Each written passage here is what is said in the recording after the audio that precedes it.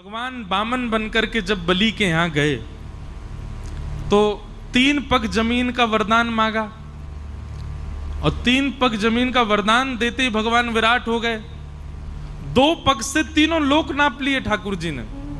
तीसरा पग देने के लिए बलि के पास कुछ नहीं बचा तो बलि ने अपना सिर आगे किया कि तीसरा पग यहां रखो। तो ठाकुर जी इतने प्रसन्न हो गए बलि से, बोले वरदान मांगो, क्या चाहिए? तो बलि ने माना जो मांगूंगा सो दोगे? बोले हाँ देंगे। बोले मैं जब जब अपने महल में अंदर जाऊं और जब जब महल से बाहर आऊं तब तब आप मुझको दिखो प्रत्यक्ष।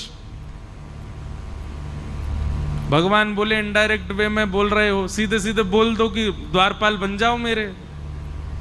अब तुम महल में कब जाओगे कब आओगे मुझे क्या पता? द्वारपाल कोई द्वारपाल खड़ा रहे उसी को पता रहता कब आ रहे हो जा रहे हो। बलि बोला यही समझ लीजिए।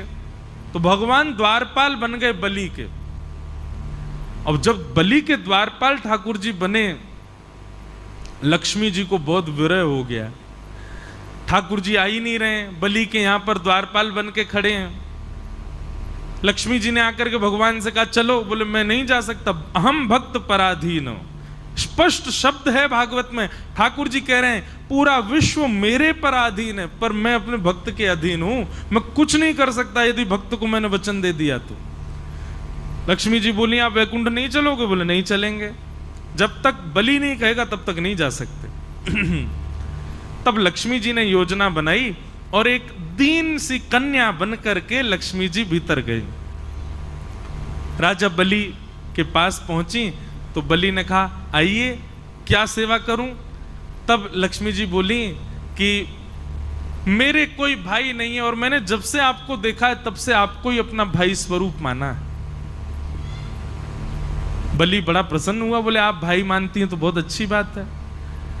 लक्ष्मी जी बोली लेकिन ये संबंध हमेशा के लिए हो जाए इसके लिए कुछ क्रिया होनी चाहिए। तो बोले क्या? बोले मेरी रक्षा की जिम्मेवारी आप लो, आपकी रक्षा की जिम्मेवारी मैं लूं, दोनों बहन भाई की रक्षा की जिम्मेवारी बहन भाई ले में, तब मानेंगे कि संबंध हमारा सुदृढ़ होगा। बलि ने कहा बहुत अच्छी बात है, कैसे करेंगे? बोले तो एक काम करते हैं, हम एक सूत्र आपके हाथ में बांध देते हैं, जैसे आजकल मॉडर्न वे में उसको फ्रेंडशिप बैंड कह देते हैं, या फिर अपने प्रेम का द्योतक हम कुछ ना कुछ भी दे देते हैं। एंगेजमेंट पे अंगूठी पहना देते हैं, किसी से प्रेम हो उसको गले में हार पहना देते हैं। ऐसे ही अपने प्रेम के लिए हम कुछ भी अर्पित करते हैं। लक्ष्मी जी ने कहा कि मैं एक सूत्र पहना दूं आपको, ताकि जब जब उस सूत्र को देखो तो मेरी याद आए कि हाँ मेरी बहन है, मुझे उसकी रक्षा करनी है। और उसके बदले आप उपहार मुझको दे देना। उस उपहार को जब मैं देखूंगी तो मुझे भी स्मरण आएगा मेरे भाई हैं, मुझे उनकी रक्षा का भाव रखना है। बलि बोले ये बहुत अच्छी बात है, लाओ सूत्र बांधो। तब लक्ष्मी जी ने उनको सूत्र बांधा और सूत्र बांध करके दोनों हाथ आगे किया, भैया हमको उपहार दो। बलि ने कहा क्या चाहिए उपहार में? बोले तुम्हारा द्वारपाल जो है इससे हमारा ब्याह करा दो। बलि बोले अरे वो द्वारपाल नहीं है, जगत पिता परमात्मा परब्रह्म नारायण साक्षात परमेश्वर हैं, वो तो मेरी भक्ति से रीछ के द्वार पर खड़े हैं, वो द्वारपाल थोड़े। बाहर से ठाकुर जी झांक के देख रहे हैं अंदर क्या चल रहा है, मुझे आज बरी करके ले जाएगी कि नहीं। बेचारे ठाकुर जी वहीं खड़े हैं बलि के यहां।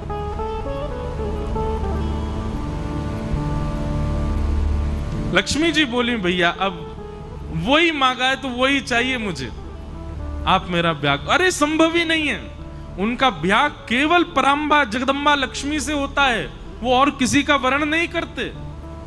ये कहते ही वो कन्या लक्ष्मी के रूप में प्रकट हो गई। बोले मैं लक्ष्मी ही हूं, आपने लक्ष्मी के हाथों से सूत्र धारण करवाया है, मैं आपकी सदा के लिए बहन हो गई हूं, अब कृपा करके मेरे प्राणनाथ को मुझे वापस करके और भेज दो। तब बलि ने कहा ऐसे नहीं दूंगा, आप विवाह मांगा है तो फिर मेरे ही भवन में आपका विवाह होगा, मेरे सामने। मैं दुनिया तो कन्यादान करती है, मैं पुरुष दान करके दूंगा, तब ले जाना। ऐसा भाव बताते विनोद में।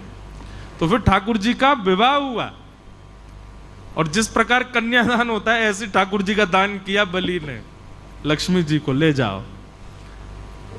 तब से ये प्रथा है कि श्रावणी के दिन ये हम लोग रक्षा सूत्र अपनी बहन से बंधवाते हैं और उसी को रक्षाबंधन का, उस दिन भैया वो साक्षात लक्ष्मी हैं, उनको प्रणाम करो, उनको वंदन, सब भाई लोग ध्यान से सुनो, उनको प्रणाम करो, वंदन करो, चरण छुओ, छोटी बड़ी जो भी है। और सुनिए, पैर एक हाथ से नहीं छूने चाहिए, दोनों हाथ से छुओ, और हो सके तो सर रख के प्रणाम करो, लक्ष्मी स्वरूप मानो।